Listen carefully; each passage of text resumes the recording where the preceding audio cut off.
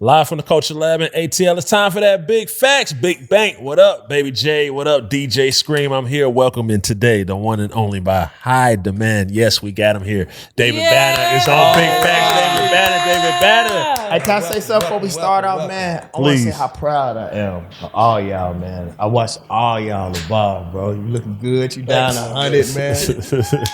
and I just been watching how your perspective, man, and your mind has been evolving over time, bro. Like, and for you to do that, in front of people, most people that come from the background that we come from, bro, they not comfortable with that. Right. And that's real manhood. Yeah. And I'm proud of y'all. I appreciate it. And man, like I'm looking at the studio, I'm watching, you know, we in a different space now. You just can't trust people like we used to.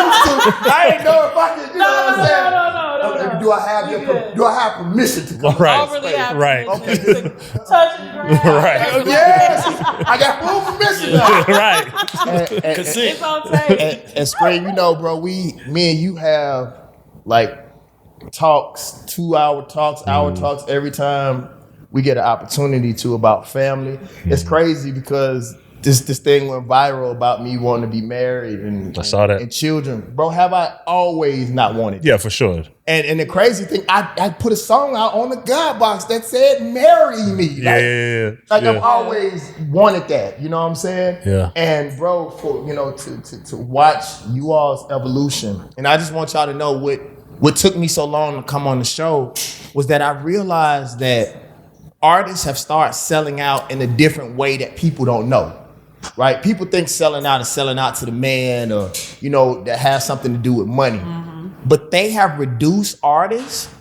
Your music is free now. Mm-hmm. They don't even think music is worth it. No matter how much money you spend on music, how dope it is, they want to know who you having sex with. They want to know who your mama is, where you are at all times. And why you arguing with your baby daddy. Right. And we giving it up on different platforms and not even know it. Like, everywhere that you go, everything that you're doing as a black man in America, I refuse to do that. So it's like, think about it, man. Think about this. Y'all really think about this. You can't name too many things that's connected with hip hop that has something positive to say about hip hop. Think about it. Rappers don't like rappers. Hip hop blogs don't like rappers. Like, don't know. It's crazy. Most people in the world don't like rappers no more. It's like it has turned in on itself. And our people have allowed that. So for you all to stay who you are, man, and to be successful, to have big TVs while you giving big facts at the same time, I just want y'all to know I'm proud of y'all. Yes.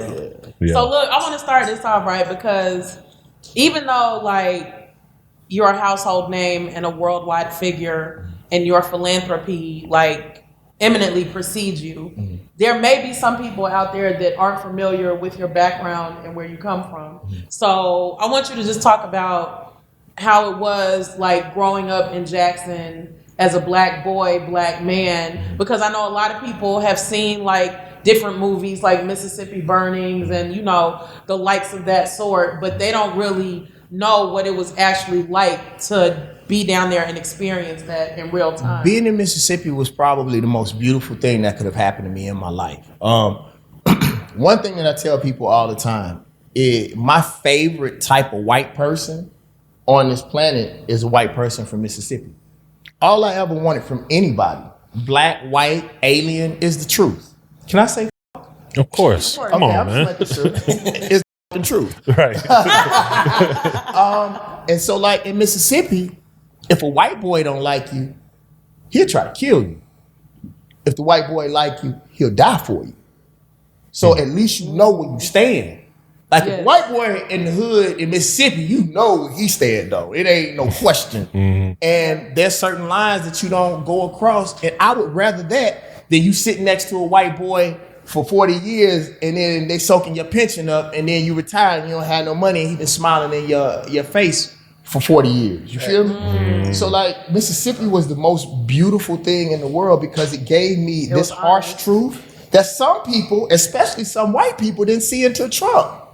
You know what I'm saying? Like I remember being on CNN And this white lady was talking, and she was like, "Yeah, it's been a bad couple of months." And I was like, "Nah, it's been about 500 for black folks. About 500 years. Yeah. It's been a 500 done for us." And she was like, "Ugh, I never thought about it that way." Right. You know, so for me, Mississippi was beautiful.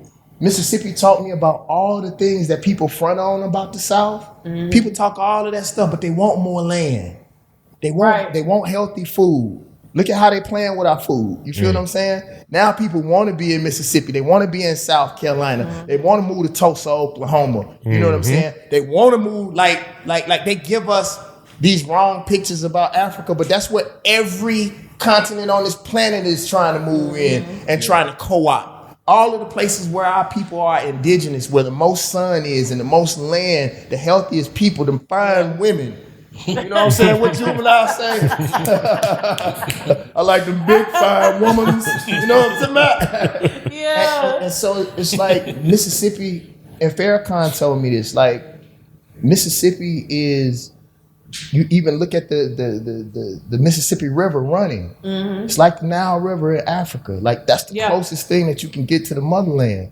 And so, you know, that's going to be the place that's going to be co-opted the most. You know, that's why I look at, you know, Mississippi and South Carolina as those places. And if you think about the Civil War, if them other folks would have won the Civil War, Mississippi would have probably been, you know, or Jackson probably would have been LA, and, you know, New York or what the East Coast would have been considered as would have been in South Carolina. And if you look at the two main slave ports, you feel me? Man, that's what I was just getting ready to say. So and from an ancestral standpoint. Right. Yes.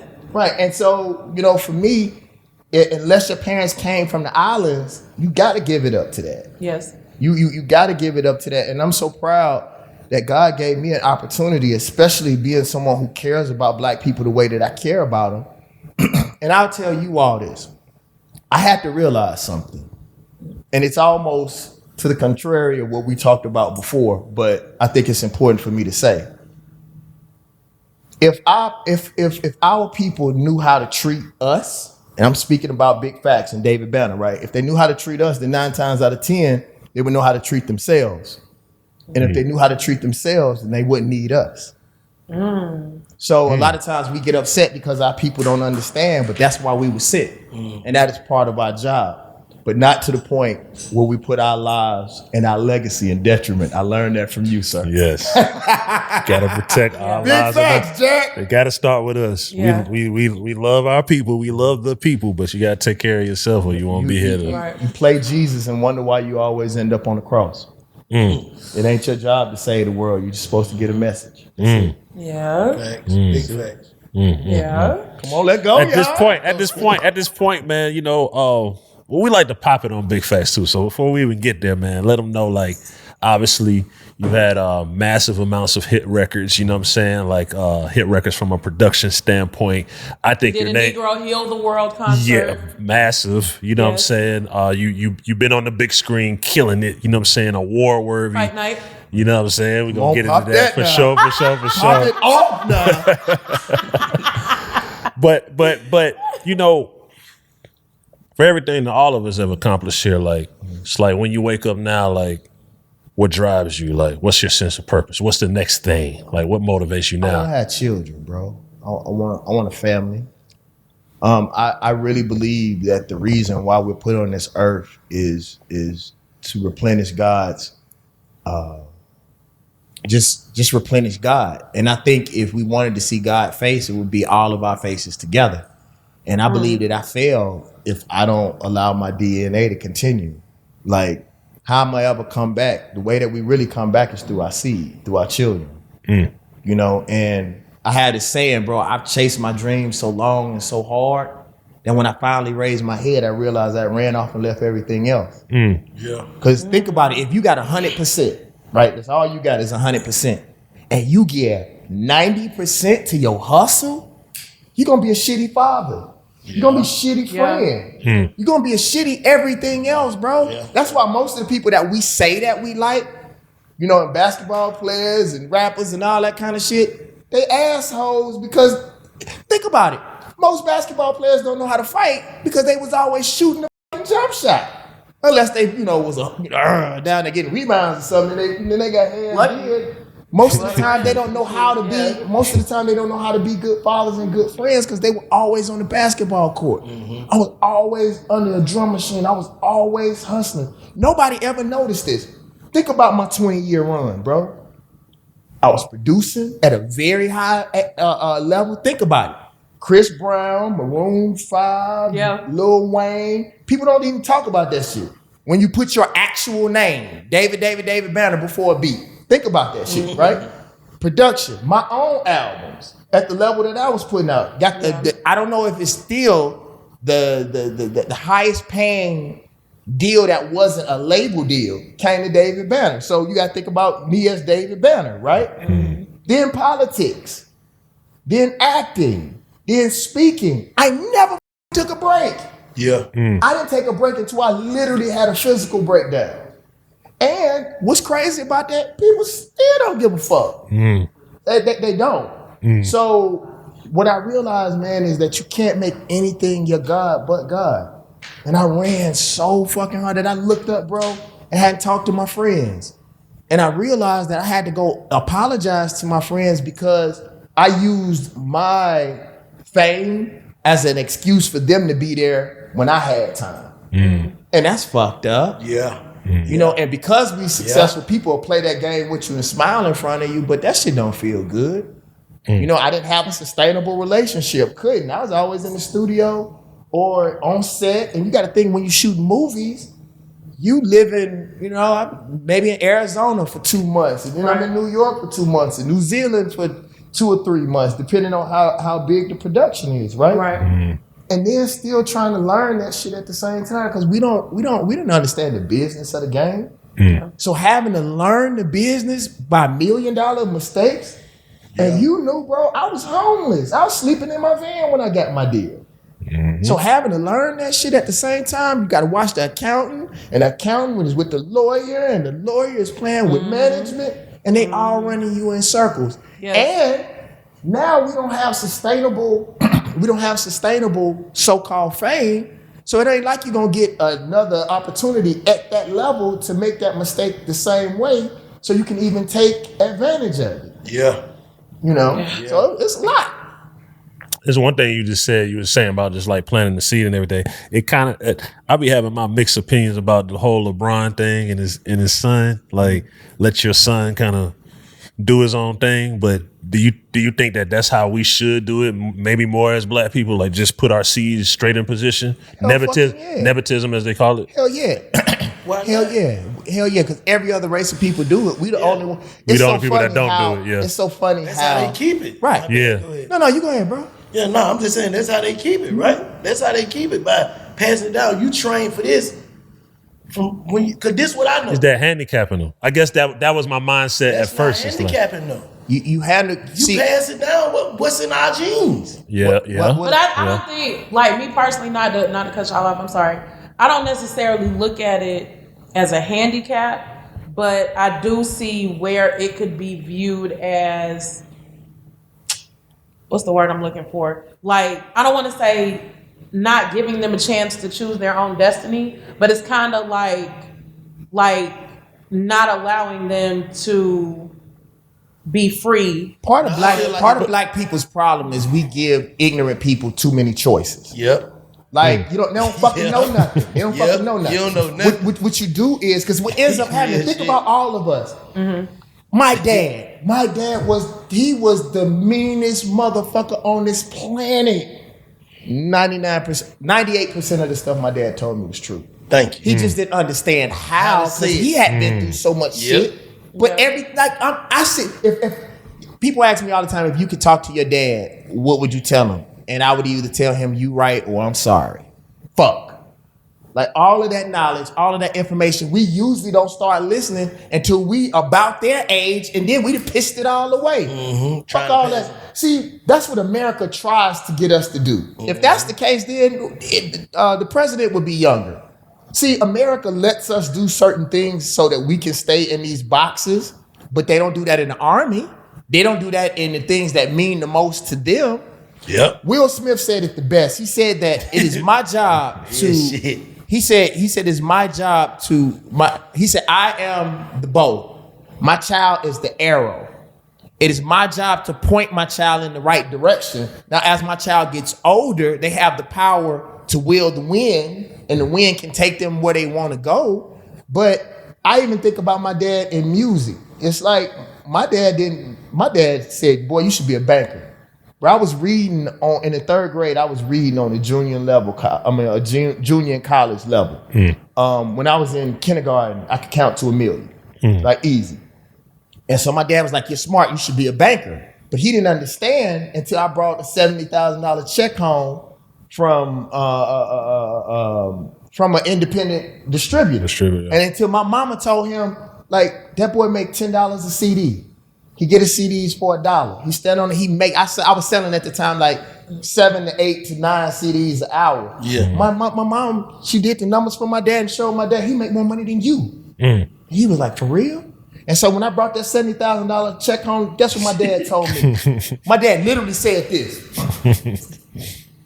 What the fuck you doing?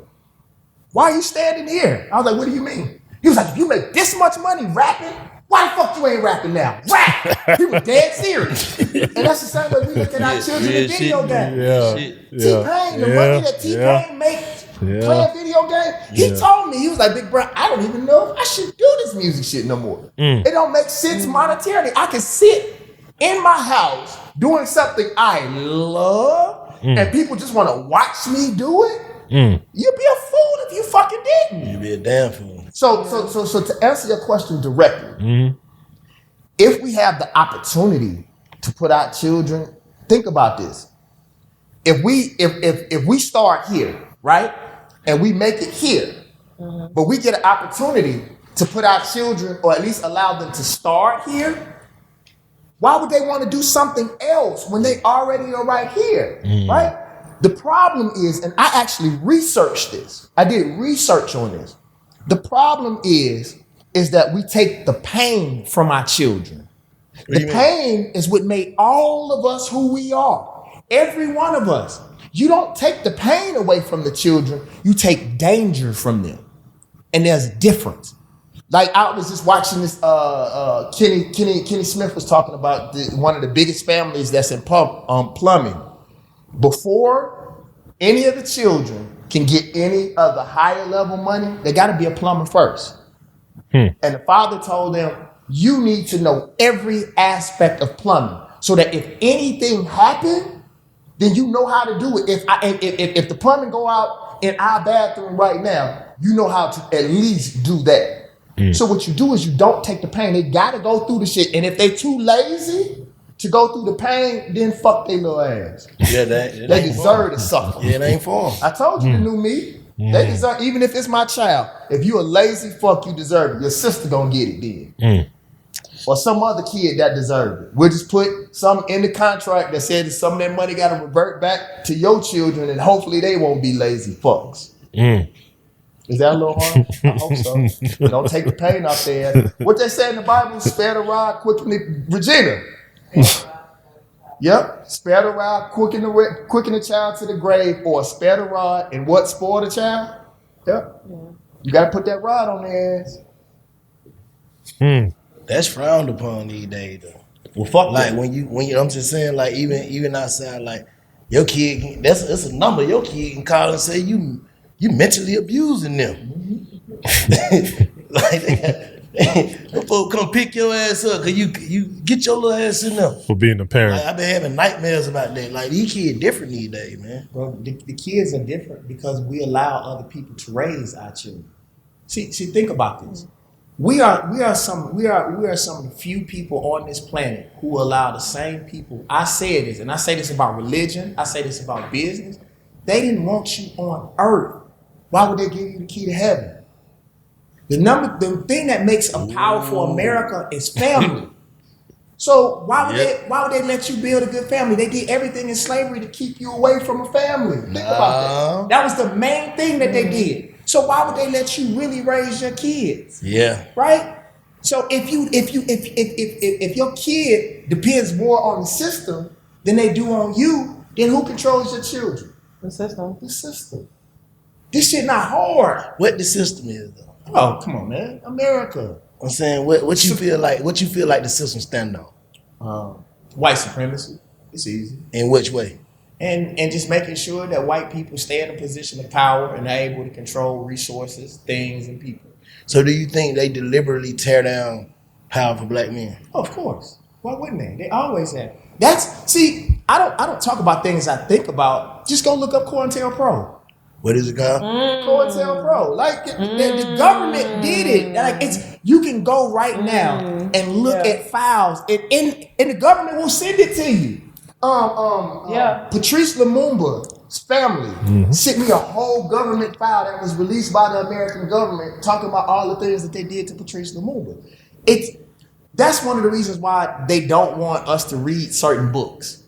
They don't want us, like, how are you going to tell us? This is the thing I never understood, and you're tricking me into it again. I see you. I told them I wasn't going to come on here and get political. For real? I said, I'm not going to do it. Tell me that. I'm going to talk about I can't tell me that either. No, but he said that's important to him, if it's important to y'all. But no, it's government files. Look at what they did to Malcolm and Martin. It's one of the things that we have to start learning, and it's the same thing with cops killing black kids. Until we convince our people that it's a systemic problem, we take everything by case. Oh, this is a case. This is just a case. No, this shit is happening together. It's a spider web. Right?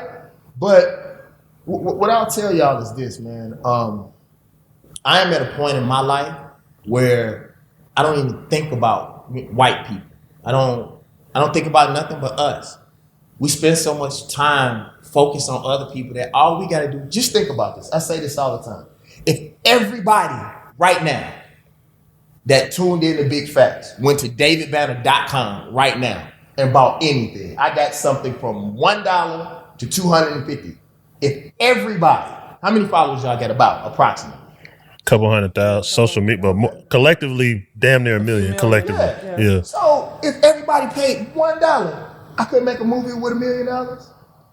If everybody bought the God box, that's $250. That's $250. Look at how much money that is. Collective, really a collective movement of people who are just not freeloading.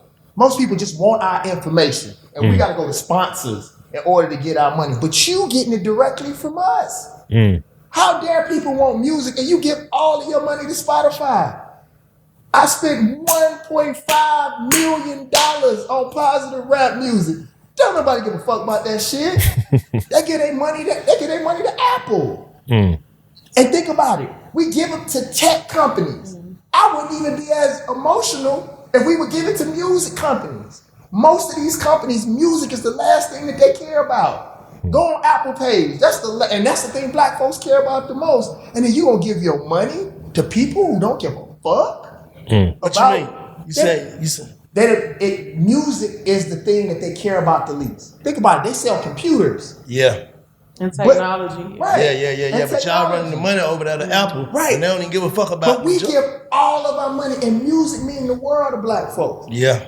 And we spend frivolously. And that's what I told y'all before. Right. We give our constituency to people who treat us more like elite white men. What you think about artists selling their catalogs then? Like selling, like cashing out? I don't really care. Like, to be honest with you, I don't care about what no other person does. Like, to me, that's so catty. Like, if a person want to sell their catalog, they want to sell whatever they want to sell. That ain't my business. Would you sell yours? I don't know. Okay. It's hard to say what you would do until a person present it to you. And the difference between me, that's sort of like how I told people, I'm the biggest proponent for independence, right? But in my particular case, signing a deal wasn't nothing better than that for me because I had a bigger play. I knew I wanted to be a movie star. I knew that with the fame, that I could get the money.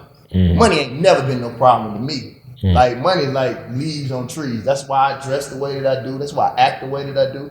I can be free because I know how to go and get money.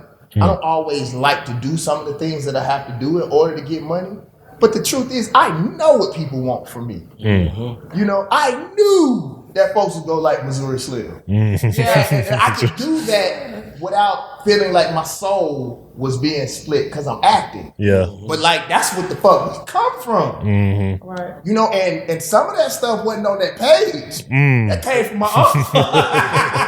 Or my cousin, straight up. You know what I'm saying? That's what we come from. And we gotta stop letting other people like mold that. Like, bro, it's so funny, man, how the shit that we do the best, people won't even just let us do that. Like, leave me the fuck alone. You can't tell me nothing about it. I made like a pill. Be clear. You feel me? It's not always, and Tasha Smith taught me this. It is my responsibility, y'all, because those are our uncles, our cousins, our aunts. And I watch how we tear each other down. It's so crazy, bro. Like, all of us got friends, cousins, or ourselves that we didn't hustle. We got cousins that whooped on our aunts that have cheated on our uncles, right? And we have accepted them for who they are, but we can't accept our people for who they are and show some fucking humanity. It's almost like, bro, if you look at a lot of those pictures where black folks was getting hung, you had black folks on the side looking at that shit the same way white folks. That was their entertainment. Pick a nigga. Hold on, man. That's what they Telling did. the truth. Yeah. You telling the truth. That's what they did. Telling the truth. That was entertainment. Watch this. He telling the truth. In most slave hangings, what color did the people have on? Think about it. They had on white. You want to know why? They just fucking got out of church. That's what they did after church. And then the thing, I went to a hanging expose, bro, where it was a museum exhibit. Bro, do you know a lot of those pictures, bro? Guess what they were? Fucking postcards from the United States Post Office, dog. We have always been their fucking entertainment. That's why they don't want us to have books. How the fuck you gonna tell us not to read a book about something you did to us? I can understand if it was something we did to you, but you fucked over me. You beat my family. You beat the shit out of my family. And you don't want me to read a book about it? What book they saying don't read? Oh, Like bro, the history they got a whole books list of history books that they try to get out of schools. Oh, yeah, bro. Oh, it's bad. And we worried about beef. But it's still gonna be on the internet though, right? It's still gonna be on the internet or just out? Yeah, but you know, like in schools, it's a part of. Well, previously, it's been a part of the total curriculum of the history of the United States. But what they're trying to do is basically whitewash that particular section of the history so that it's not taught as curriculum, so that people younger than whatever age that has already graduated and all that kind of stuff aren't aware of the shit that we've been through previously. That's cold. They try to, what we don't understand, niggas were created. We did not come off those boats, or we as indigenous people were not niggas. Niggas were an experiment that white people would have never thought that would have worked so good.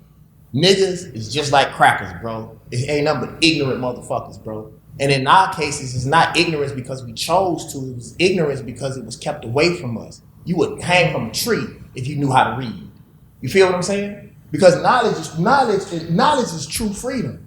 If we knew how to escape, we would have. A lot of times we didn't escape because we didn't know the grounds. If we knew how, and that's the thing about all of this shit. Music, contracts, all of it. You are a slave to what the fuck you don't know. Right. So if you don't know that the reason why black people act that way got a lot to do with other people and not you, then maybe you wouldn't act like that. If you knew that medicine and mathematics was created by black folks, you wouldn't think that shit was hard. You created mathematics, so how the fuck is it hard? You built pyramids, how the fuck is it hard? Facts.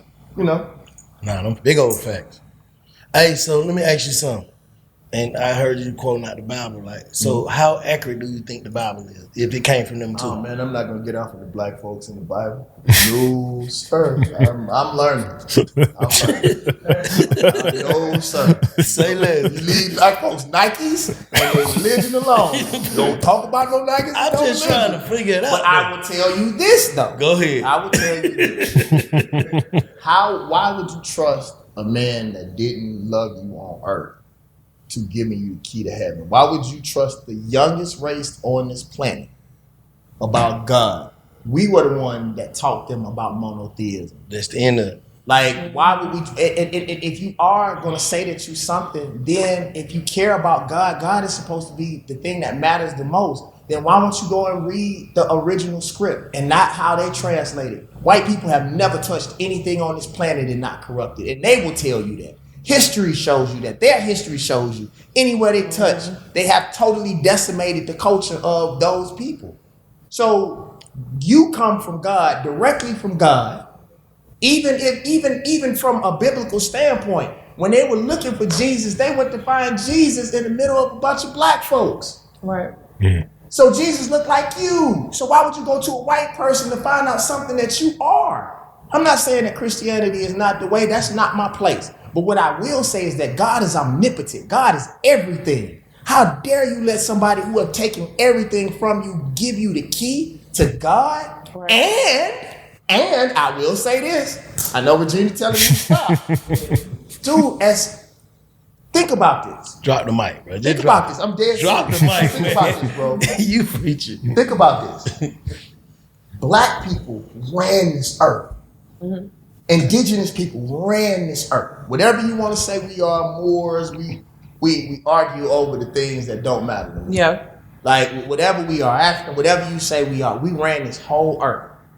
As soon as we came in contact with whatever that they say that we believe in, yeah, historically, we did this. Yes. So I think that God uses pain to direct you. Yeah. So if you stay in a constant feeling of pain, then that's God telling you to move in a different fucking direction. Mm-hmm. Yeah. But I don't blame people. They tell you will go to hell forever.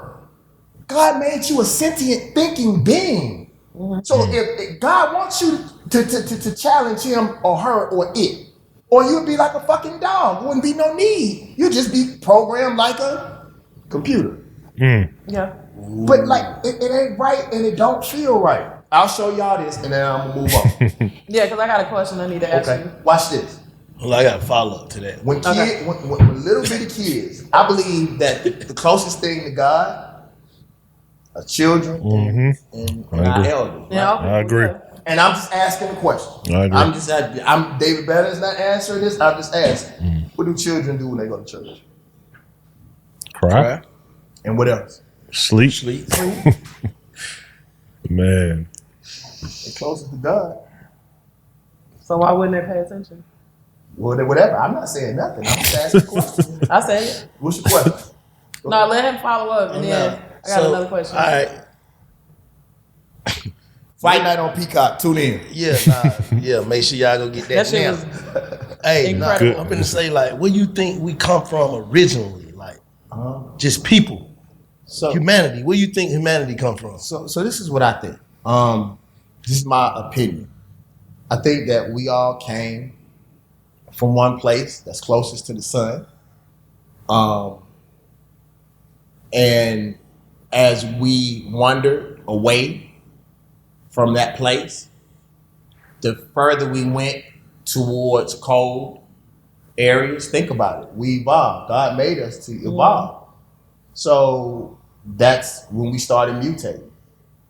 You know, and the further that we got away from that place, depending on how far it was away from the sun, that's how our body adjusted to survive. So I really think that we are the original people. And I'm not saying something else didn't happen. You know, I read up and study on the Anunnaki and different stuff like that, but I have different perspectives. But just if we're keeping it here and not bringing in any other things, just the further that we got away from whatever we consider the motherland is, the further we got away from the sun, the further we got away from good land, good things, good people, the more harsh the environment became, the more harsh we became as a people. Think about it. The people that, like, if you study people, you take away the emotions, most of these people who are the most treacherous, they live in the cold. So they ain't got time to play with you. If they don't plant at certain times, they're serious. No, it's just, You gonna die. even right here, just in America. Yeah, dog. The coldest Think about places that. is cold for real. Yeah. Motherfucker, they gotta get it. Motherfucker like fighting their grandmama for some money. Sell it, that's neither here nor there. But what I'm saying is that we evolved, and to a certain degree, I guess we recessed in certain ways. So that's just my personal opinion. I'm a studier. Yeah. I continue to study, but what I do want to say is that we just got to find a way to get back together. I don't think there's going to be a kumbaya moment. I think you got too many types of black people. I actually want to write a book about it. If you really look at it, we get emotional, but America is a lot closer to the plantation than we think it is. It's a lot of house niggas. I didn't know it was such thing as a yard nigga. That was right in between, the house nigga and the field nigga. It is a yard nigga. And you look at the yard nigga ain't quite made it to the house, but he's a little bit better than the field. He on the man, that's cold. And you look at the music business. Yard niggas are basically brown skinned niggas. They're not light skinned niggas or dark skinned niggas. They're like A&Rs. Yeah. I'm dead serious. I'm not joking. So it's still, you ain't quite that executive. Yeah. You still out here. But you're not necessarily an intern type shit. But you turn your nose up. You know what I'm saying? Yeah. Like most of this shit, bro, we fighting to be up under people that we don't have to be. Yeah. Like we got this shit, y'all, and we just really fuck with each other. Think about just us sitting down talking, even though it's for Big Facts, it's for the show. Look at how much came out just right here. Yeah. You know? I mean, it may still hurt some of the other things that I'm doing, which I didn't want to do. But, I mean, all right, fuck it. you gotta be yourself. Yeah, how hard is it? That's what I'm saying. How hard is it to try to wear a hat that you can't fit? You know what I'm saying? Like, basically, you know how you feel and it's really burning through your soul. You don't want to say it because of things you got going on. How hard is that to do for you? It's hard because I've done it over and over again. I built myself up, and ran my fucking mouth and tore it down, and people don't help you build it back up. Yeah. Talk all that shit. What it is, they really want David Banner to go talk that shit that they feel. So everybody wants Jesus. They don't want. I think the story of Jesus was Jesus came down to show you how to bear your cross. I'm gonna do it. I'm gonna come in the same way that you come, in the same way. I'm gonna show you how to walk on water. Remember when the men was walking on water with Jesus and they started down and they did what? They started sinking, right? Yeah. Jesus said, I'm gonna come down here and show you. Black kids in America are our cross to bear. There ain't nobody else's cross to bear. Yeah, you right. Ain't no politician gonna save you. You right. There ain't no one pill that's gonna help you. You have to get out there and bear that cross with your you have to get out there and do it yourself. Yeah. You feel what I'm saying? Yeah. So like what I believe, man, is that it's a lot of times I realize God didn't tell me to save nobody. That's God's job. God's supposed to save you. I'm just supposed to get a message to keep moving. If I continuously have a harvest, and I tell people this all the time, if I had one piece of bread and I gave everybody in this room a piece of bread, right? I'm gonna be pissed off tomorrow. But if I'm selfish and build my bread up and create a bread store, go and start being selfish enough to go and harvest and plant and then build it up, then I can give with the love and the grace of God. But you're going to have to be selfish for a long time to build it up where you can get to that point. Our ego make us feel like we actually can save people. Think about this, bro, consistently. For the last 10 years, I've given my whole life to just helping people. That's it.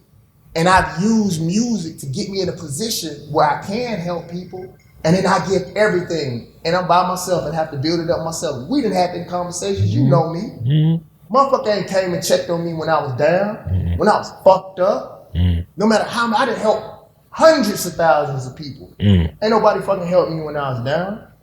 So if God keeps showing you how people will do you, then I'm the fucking fool to continue going down that road. And I can't pray. I can't ask God, and already revealed to me I'm the fucking fool. Y'all ain't a fool from taking from me because I keep giving. Didn't nobody tell me to do that shit. And I started noticing when it's some revolutionary shit, when it's time to get some shit popping, then they come and get David Banner.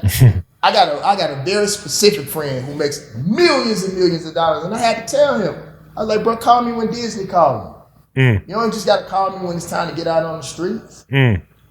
But people know, and think about it. Even our people, we know who to go to, who really stand for, and who gonna show up in our neighborhoods when we need them to. But when it's time to give, when them people got projects, we don't give with that same energy that we run and ask them for help with. We don't. Damn. And until we start putting it on the everyday, ordinary man, it ain't no football player's fault. It ain't no basketball player's fault. It ain't no politician's fault. It is our fault as a collective.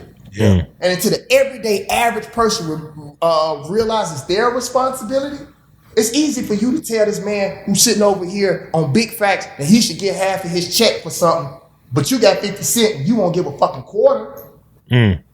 Malcolm, Martin, we just talked about that. Huey P. Newton, name them off. Like, think about it. We let all them people suffer. We let their families suffer. Is this situation even more intense being from the South? Do you think that amplifies it? Yeah, it does. Only because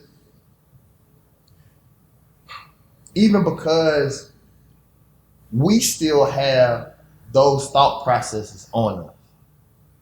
You know, even if you look at hip hop, the way that people look at rappers and who the dopest rapper, it ain't really got nothing to do with lyrics. It really got to do with diction. The more you speak like an English white man, the better that you control the way that you use your diction. It's how they look at you as a dope rapper. How in the fuck Juvenile ain't considered as one of the best rappers? How in like come on, bro. Like if you don't talk like this and spit your verses just like this, then they don't consider you to be dope. Like even Southern rappers, the closest you sound to being, you know, an English white man is how they and they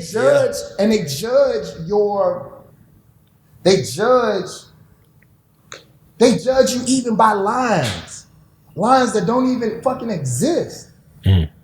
Like for me, bro, being from the South means everything to me, because one thing that David Banner has shown, and I thank God for this, that if I can make it, anybody on this planet can make it. Do you know what people say to me I'm talking about some of the smallest places on this earth? If your black ass can do it from what the fuck you did it, you was sleeping in that van, you built a studio in your fucking van and you can make it, then I can get off my ass and do it too. Right. That's why God put this load on us, bro. That's why I'm so fucking proud of y'all. For you all to be able to take your platform, speak like we speak. That was one of the reasons why I said I want you to go to Jazzy Jeff's retreat. Because that's the only thing that I didn't feel. I felt like I was still fighting for that respect that we actually don't need. If we get our people and we can group our Southern fans, because our people still buy CD from your ass. It's almost gone, but you go to some of these small towns, they'll still cop a CD at the gas station. Yep, it's still them gas stations. And that's real money and real power, hand to fucking hand. Right. So look, I have a question about a situation that was brought to my attention like earlier this year. Being that you are from Jackson and like from that area, what is your take on the 215 bodies that turned up behind the prison in Hinds County? Those type of questions are hard to answer, and they're hard to answer because I don't care where it is.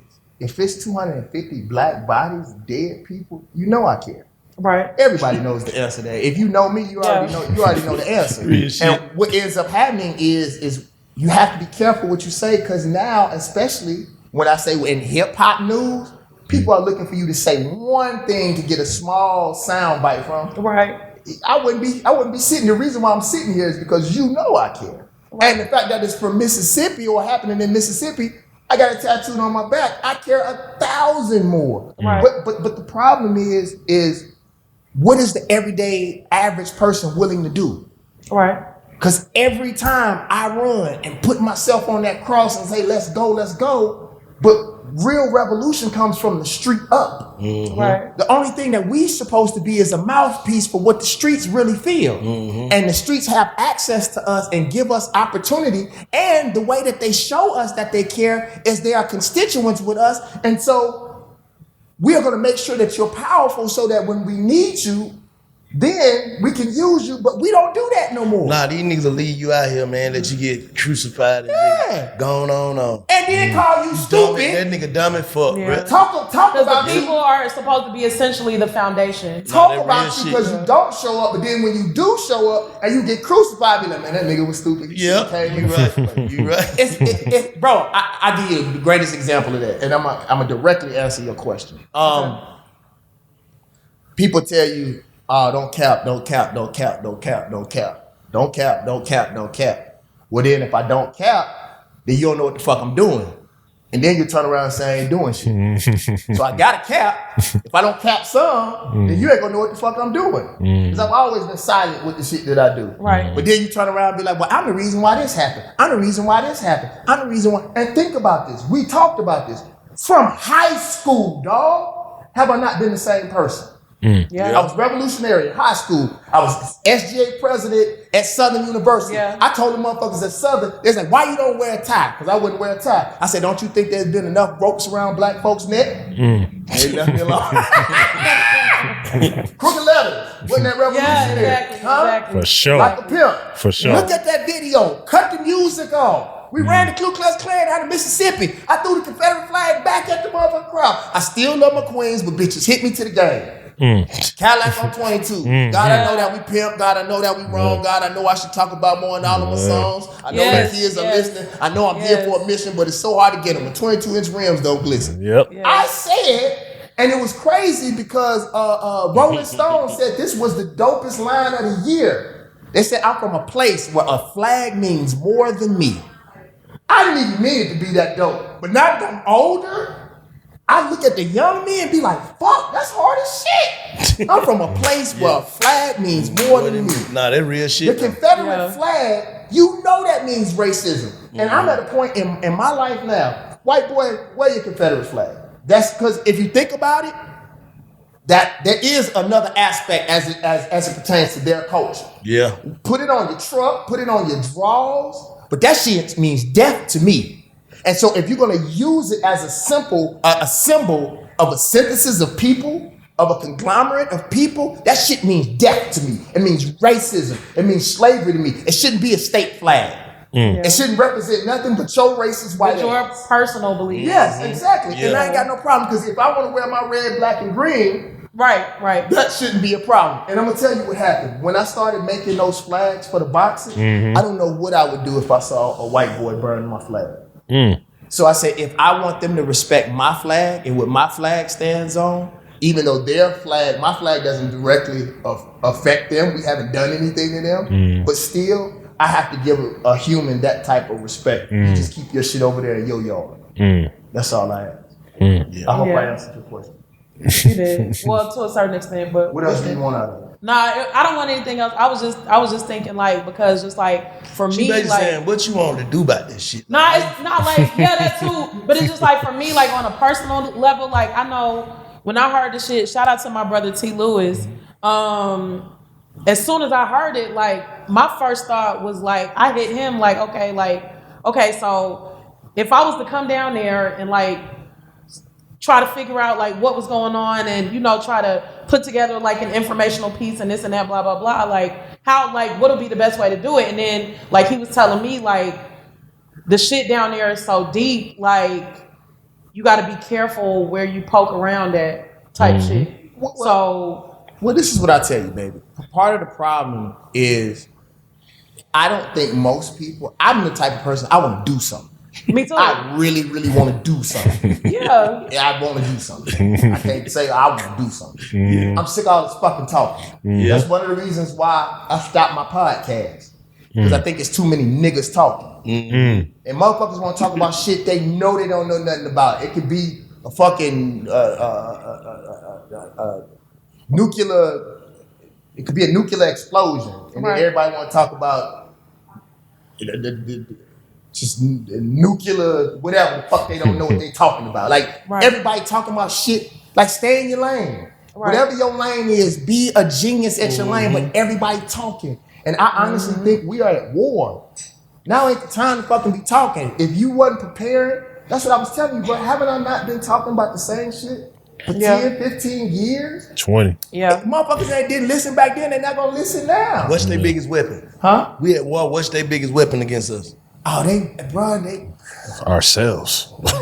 bro, to be honest with you, I feel like, and I'm still gonna answer your question. Yeah, I feel like we're butterflies in an ant pile. But they playing with our food, they playing with our education, they playing with our mind with these phones.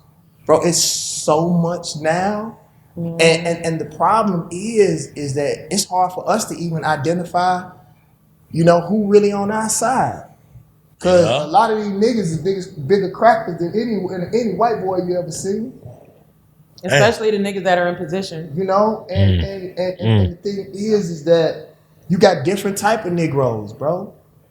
Like it's so hard, man. Like, and it's hard for me as a person who believes that he's a revolutionary, because unlike some white people, we gotta fight both sides.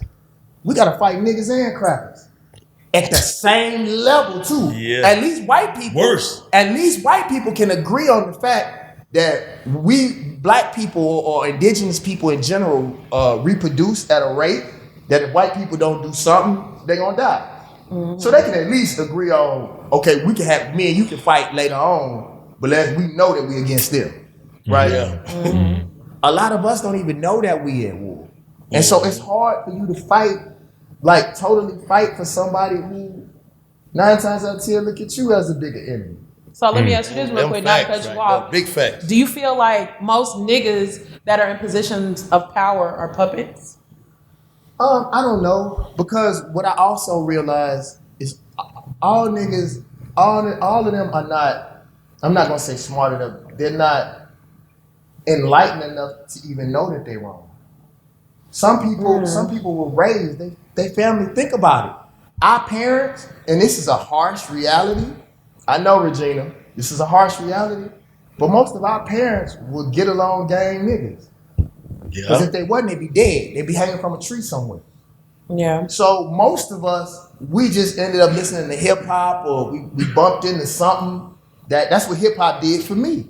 Mm. I tell Sadat X all the time, who is Derek X from Brand Nubians. I got hold to a Brand Nubian CD and stopped eating pork, read, Malcolm X, got hold to one of the books that they are taking out of the school from the Brother Files. I read the Brother Files, changed. I stole it from my cousin. Yeah. And got conscious. So a lot of these Negroes, they don't even know that they sell out. They don't even know. Like some of these kids from some of these places, their parents beat their natural language out there. If they don't speak like they from England, you can't even walk in the fucking house. So some of us, do you know who? Well, I ain't gonna go there. No, go ahead, go there. Most. Do I know who what? No, the biggest breaker of slaves were other slaves. Yeah. So a lot of times it was our parents that broke us. Yeah. And we don't even know that. Mm-hmm. Can I tell y'all a quick story? But that goes back to the whole puppet thing that I was talking about. But I guess that's proving your point about a lot of the puppets don't even understand that they are one of the biggest roles in our detrimental puppetry. A lot of niggas will say, a lot of niggas will feel like, okay, get woke and know that I'm fighting the fight against my people and these people, right? What we just said. So then they push you on the side of being selfish, like fuck everybody, it's about me. But when you get the fuck everybody, niggas gonna feel like you're a sellout because you not the nigga trying to be a revolutionary or trying to speak for these niggas. I can't say y'all niggas because that put me on the cross because I'm willing to go all the way. But y'all ready to turn y'all back. And that's the answer. You just taught me something. You just taught me something right there. And that's why this shit is important. Watch this. The person who says that they're willing to do everything for us, think about how we look at a revolutionary. This is the person who is willing to give everything for you. He ready to nut up. The nigga ready to go out bad, man. The rapper that did everything that y'all say rappers don't do, you don't fuck with him. Or you let somebody kill him. The one that came back to the hood, took care of the hood. You let that happen. Yes. We supposed to make a public example, bro. Yeah. But that's what I'm saying. It's us. That's when you hang a nigga. Well, Real shit. That's the simple but What you mean?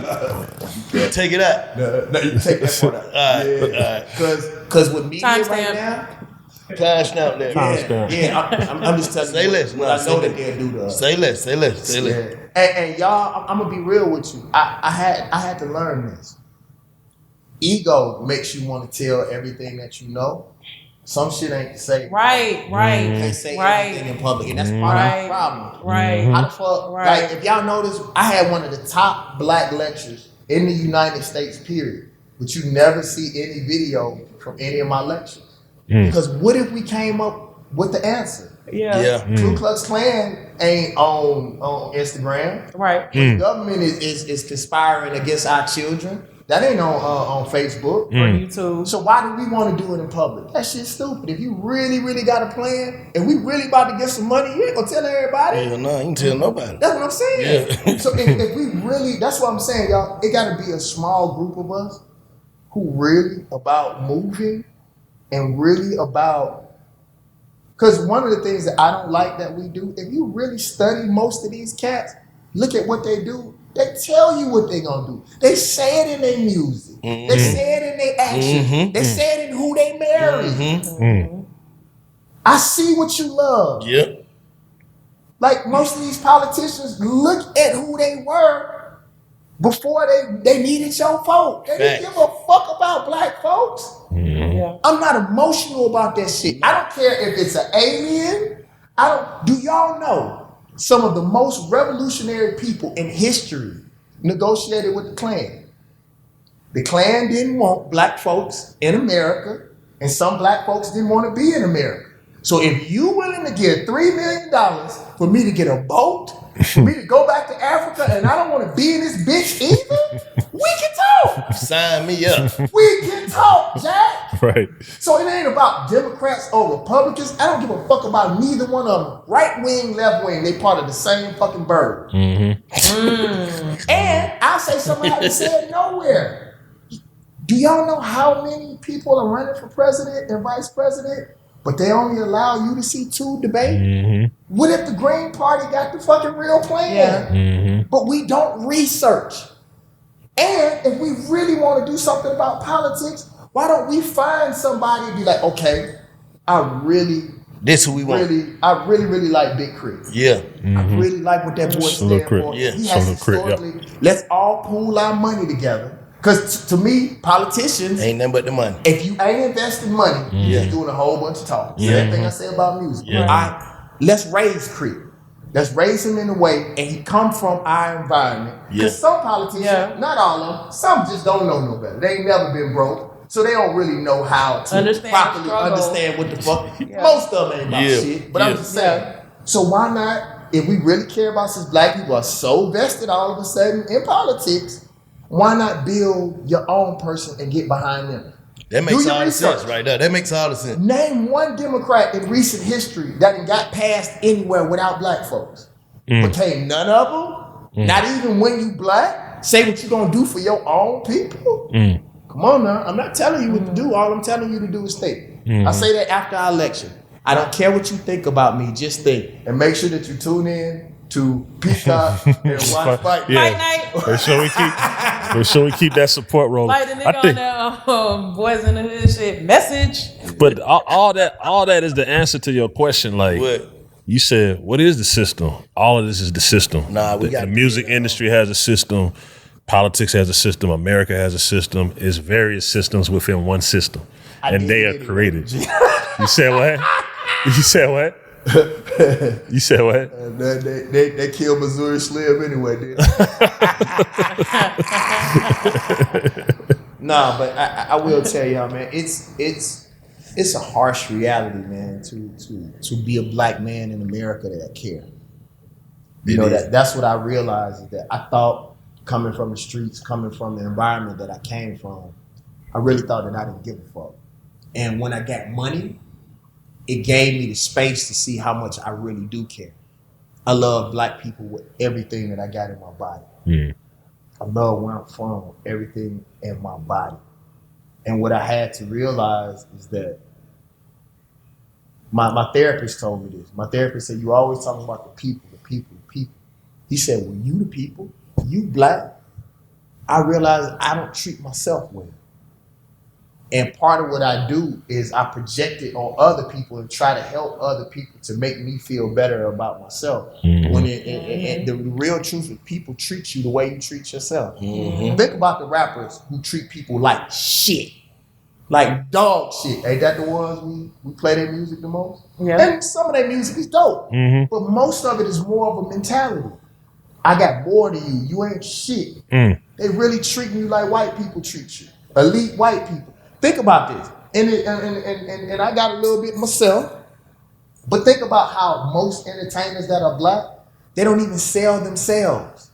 They sell an elite white car, elite white clothes. I want to know you. I want to know what's inside of you. But they sell you everything but themselves. And I found that I was doing the same shit. Think about it as a woman. People usually treat you the same way you treat yourself. Whatever you're insecure about, that's what they key in on. Yeah. If you don't take no shit, I know some women who some of the most dog ass motherfuckers on this planet. When she walk into the room, because she don't take that shit, she get the utmost respect. Right. So the thing is that we as a people, we gotta treat each other better. We gotta be kinder. The stuff that we do, bro. Me and this man sometimes out of nowhere, man, I call him and be like, bro, as it pertains to being a father, now you my mentor. Cause you had a kid before me. Bro, talk to me. How is that shit, bro? Like, I ain't lying. I'm nervous about that shit, bro. And we had them fucking conversations. Or anything, bro. You call me and be like, Banner, man, you know that system shit? Like, talk to me about that shit. But we got to do it on the phone. And you got to be like, bro, it's some shit that I don't know. Well, this is what I do know. Let's figure this shit out together. But we talk about the shit in front of cameras. And as soon as we leave, the cameras cut off, we go back. Everybody go back there. You right. Yeah, man. Yeah. Nah, man, I'm one of them niggas, man, that's stuck between trying to goddamn be on that cross for niggas, man. When niggas already got a cross over here in they backyard for you. You know what I'm saying? Like, you can try to fight for everybody, bro, but at the end of the day, they want to hang you too. So what you do, you create your own little bubble, man, and create your own little family first. That's the only way. Now you create your family, and then maybe people will see like, okay, that's what they're doing. I don't think I can be out there trying to do it for these motherfuckers. You already do it, bro. That's what I'm saying, but I'm saying like, I don't know what I'm saying. I do. You said put it all on the line for some people that won't put it all on the line for like, me. Even certain shit I be wanting to say. But bro, you already do it. I'm telling you, bro. I'm telling you what I see. Okay. Like, bro, for you, bro, y'all answer this question. When he first came on this bitch, first started fucking with y'all, was he not a different man? Oh, for sure. Yeah, but Buddy always had the same heart. Yeah. Well, You know what I'm if saying? you don't have it in You you, gotta at have all, a heart, right. You can't make something that you don't have. Right. But I just mean, bro, do you know how many people watched you peel them layers off? Like, I know that's how a lot of people looked at me. Like, I remember when I first got on TV, said that I was on high blood pressure pills. Do you know how many gangsters and hustlers? I tell people that all the time. All these so-called conscious motherfuckers, they don't fuck with me. They never fuck with me. They don't like me. I make them uncomfortable because I want to do something. And they know I want to do something. You know? And a lot of motherfuckers just want to talk. Yes. I don't think we should be talking. But, man, a lot of them cats will see me and they like, Donna, man, if you were comfortable enough, man, to go ahead and start taking your pills and talk about that shit in front of the world, I know I can do it. Like, bro, you don't know who be watching you, bro. And the thing is whether we like it or not, that's what I tell people all the time. No matter how conscious I am, niggas, bitches, drug dealers, killers, they put me on. That's why I never turn my nose up to the streets ever, no matter how conscious that I get. Have you noticed, no matter how mad I get at black people, I always say we. I never separate myself, no matter how smart, how much money I get, because conscious people didn't put me on.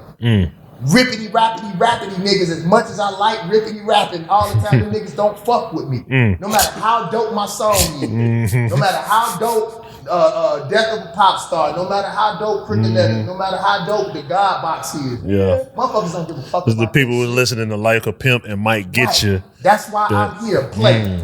Run, girl. I'm trying to get your pussy with. Yeah. They can talk all that shit they want to. I lost money every time I did positive music. Every time. $1.5 million. You tell me a motherfucker that didn't spend that much money on themselves. On some positive shit. But what I do know is at least I can say that I tried. Right. But it's easy. It's easy for you to make them records though. Like not the country records, the other records. That's super easy, right? Oh yeah. See, watch this. You don't like this. People don't understand it. All this shit is simple. The reason why lower vibrational shit or not so smart shit sells is because there are more people who have gone to kindergarten than there has been that graduated from the 12th grade, right? Right? It's yes or no, right? Big fact. Right. Even less people who have a doctorate, right? But even the doctor can listen to kindergarten music. Right. So what we have to understand is, and it's no different than Malcolm, some people want to be smart for the sake of being smart. If you notice, Malcolm X had one of the greatest commands on the English language, and he never said anything the average man couldn't understand. Because are you trying to show me that you're smart, or are you trying to get me to understand? Right. So that means sometimes I may have to dip back off into some shit that I don't like. Bro, it bothers me at a spiritual level. Regina, how many years have I had the God Box 2? At least 2. Yeah. At least. That motherfucker 4 or 5 years old. It's gonna come 2 out. as long as she known that I didn't have it. It's gonna come out. Bro, that shit's so fucking hood. Oh, it's gonna come out. It gotta come out. The problem is I know what people want. I got a really good friend of mine in DC who he having the same problem with food.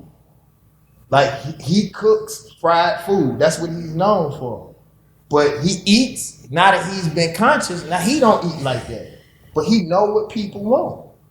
And that's the difference, man. It's like an internal conflict. Yeah. Yeah, she probably eating them up to sell that shit. You know, that shit eat you up to sell it. Yeah. Like I couldn't get a restaurant right now and sell like soul food. I couldn't even do it. Even though I know how to cook that shit, I couldn't. I would have to try to sell vegan food. You know what I'm saying? Something that resonates with your spirit. Facts. I couldn't do it. Or you won't be able to sleep at night. Yeah, I couldn't. That's why you got all you Negroes, bro. And I was one of them. Got all this damn money. My cousin used to say that all the time, bro. You got models and cars and billions of dollars. Why you ain't sleeping? Because that shit don't do nothing for your soul. But I would say I'd much rather figure it out with some money than be broke as fuck. I'm just being honest with you. I'd rather figure it out in a house than living in my van like I was before. Yeah. But bro, I'll tell you this, man. And I say this to everybody. When I started back sleeping, I would have paid any amount of money, bro, to just get a good night of sleep. I'll sleep in an hour or two a night. In the biggest house out in Canton, Georgia, bro. I was living on top of a mountain. Literally on top of a mountain. Couldn't sleep at all. You know, so I always say, bro, there's a way for you to get money, bro, and it agree with your spirit. But the reason why it don't affect some people and it affects others is because some people never had a spirit. Like you just said about him, no matter what he did in the streets, at his heart, he was still a good person. And what money gave him an opportunity to do is to find that. When you ain't got no money, you can't find shit but a meal. Bro, you can't find but a fucking meal. Right. And they know that. We're animals before we're anything. You're going to survive. Right. Can we make some money now, man? Let's make some money. What's the money? What's the money plays? That's a good question, man. What's the money plays? What's the money plays right now? I want to be a superhero, bro. That's all I want to do is superhero film. And you done that. There was a young girl who came crying to her dad uncontrollably. Her dad said, she's a 4-year-old black girl. Beautiful, dark-skinned girl. She said, Daddy, are there going to be any black people in the future? And he said, why? She said, because I was watching the Jetsons and I didn't see any. Whoa. Like science fiction is them preparing us for a future, and they usually don't have us in it. Damn. So like, damn. You know, That's deep. All right, now watch this. I'm gonna go even further. What fuels Superman power? Y'all know? Kryptonite kills him, but what The fuels him? sun. The sun does, yes. Superman is fueled by the sun, right? Mm-hmm. White deflects the sun, right? White people are allergic to the sun, right? If Superman superpower was really the sun, he'll be darker than the darkest night. He'll be darker than the darkest anything, bro, because we absorb the sunlight. Right. So it's our responsibility. A white scientist told me that. There ain't no way Superman white. So it's our responsibility to properly depict that. Now, my second movie, I want to do a movie, I want to do a movie with Jill Scott. A love movie, like a Love Jones type movie. That'll be hard. And then they be like, well, David Banner, like, you just said you wanted to be in science fiction. Well, black love in America right now, especially on TV, is sci-fi, because you damn sure don't see it. Yeah. So it's my responsibility, as fucking sexy as I am right now, to use this fucking body and get another body tag. I look good than the motherfucker. And it ain't. I'm gonna tell y'all something. I tell somebody, they're like, you a little arrogant. I know. As much as I'm in the fucking gym, if I don't look good, I need to go home. That shit hurt. I'm sexy than a motherfucker. Look good, smell good. You smell me, didn't you? Oh, I actually wake up like that, baby. Just so you know. Oh, sorry. No, man, but for real, I am going to do sci-fi, man, and hopefully our children won't know a time where there won't be a black lead in sci-fi. You know, because really, all the superhero is showing you God incarnate. And so they're telling us we not gods. Like, as much as I like Black Panther, that's cool. I don't want to be no fucking cat. I want to be Superman. Damn it. Yeah. Little girls want to be fucking Wonder Woman. They want to be the Flash, the fastest in the world. And they hero comes from Heru. It comes from us. The word hero. Yes. We are the gods. Yes. So how dare we not? My little brother, Karan Joseph Riley, is working on a black superhero film. And y'all, the last movie that I was in, I played a god. You saw the pictures of it, you know? Oh, yeah. You know, and it's getting closer and closer. And, like, that's what I want to do. Yeah. I want to push my dreams so fucking far. I want to show people, like, I maybe shouldn't say this, man, but, like, I want to come back when I shoot a film, man. I want to do, like, an installment where a motherfucker walk in the club and we can transform the whole club, maybe hook motherfuckers up and they swinging across the motherfucking club and shit. Like, literally, I want to do shit. Because think about it, bro. Atlanta is supposed to be the media capital of the world. But when you go to the club, you don't feel that shit. Like, when I'm in Europe and going to phone parties and, you know what I'm saying? I had an idea one time what's the ninja shit? The Ninja Warriors. I wanted to do some shit because black people, we be so clean now, we don't be want to get dirty. You can't get into the motherfucking club unless you do some ninja shit. You gotta get in the water and jump across some shit. Like, I really want a motherfucker to leave the club and be like, that nigga boundaries. Something ain't right about this. Like, I want people to have fun. Do something different, dance and shit again. Smile or do something. You know what I mean? I feel like you gotta just, like, he creates a lot of the fun in Atlanta. Shit show.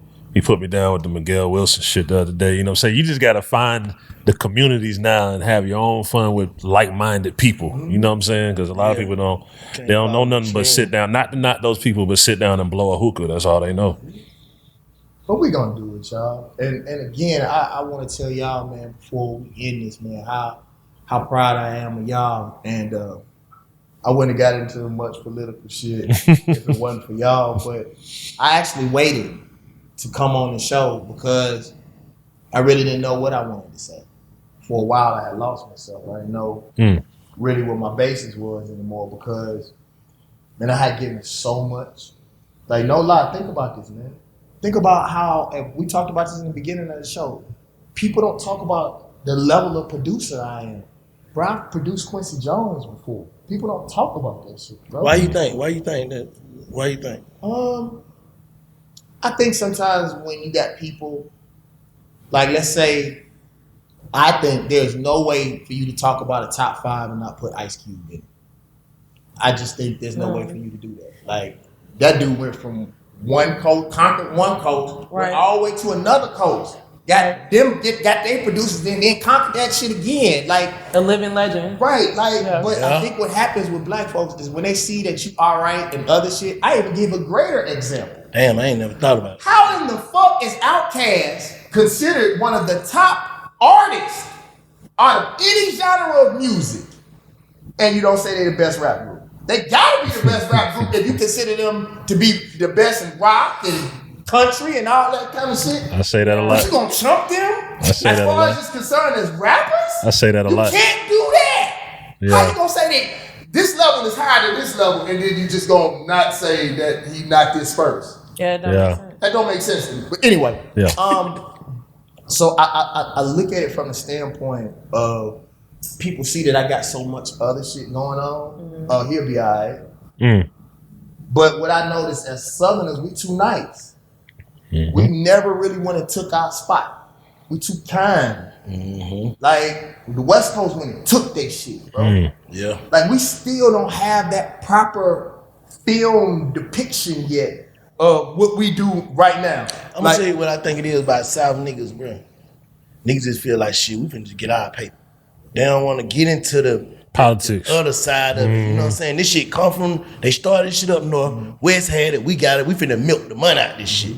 You know what I'm saying? Even though we could have took it. But every time a nigga try to do that, we see what they doing. They crucifying these niggas at the top. But the truth is, to go back to history, bro, it's us. Where James Brown from, bro? Like people talk all that. Like I even go from a hip hop perspective, bro. Like when you ask most people favorite hip hop producer, they usually say Primo, right? Mm-hmm. Primo from Prairie View, bro. From Texas. He from Texas, Yeah, bro. yeah. Like, you can't skip across that, bro. Yeah. Like if you look at your samples are from here. It goes back to show you how God works. You just talking about God. The history. Bro, your people are from here, bro. Your people, and we are from here. So there's no way that you can't skip past your grandparents. Harlem is the South, bro. I lived in Harlem for 6 years. That's us. That's where the black people went to. That's the reason why there's so much style. They got so much grace. Like that's what our people. That's what our people were. That's why I love Harlem so much. When I went to Harlem, all my homies from New York was like, "Why won't you go nowhere else?" Because this feel like Mississippi, bro. Yeah. Harlem feel like Mississippi to me. And so like part of our problem is we don't know our history. That's why Fight Night was so important to me, bro. Like when you see how important the number runners were, the dope dealers were to Atlanta being what they are, but you can have white folks and they'll give you their Scarfaces and they John Gotti's and all of these different people. But we throw away our history. Yeah. We throw away our history. As soon as white people say that man, come on, bro. That was, if you look even about the history of Martin Luther King, I was sitting out in front of Pretty Ken, grabbed me and said, "Man, I know you love history." He set me down in front of a Citizens Trust Bank on Martin Luther King and said, "I want you to talk to some of the OGs." Yeah. And he told me a story, bro, that was so powerful, bro. I don't even know if it's my place to say it. It was so powerful. But he was like, that OG set me down, he was like, "Banner, you ever notice that Martin Luther King outside of his church never talked or spoke in Atlanta like he did in Birmingham and the other places? You ever notice that? Did you? You know why? Because the streets told him, bro, you talking that integration shit? The Atlanta clubs was so popping that white folks came to the black clubs in Atlanta. It was so popping here. The black businesses was so popping. We didn't need them. So they told Martin Luther King, you could talk that integration shit anywhere you want to. You can't talk it here. He did whatever he wanted to do in his church. But outside of that, he didn't speak in Atlanta because the streets told him that we will protect you. We will take care of you. But you can't talk that shit. You're going to kill the black movement.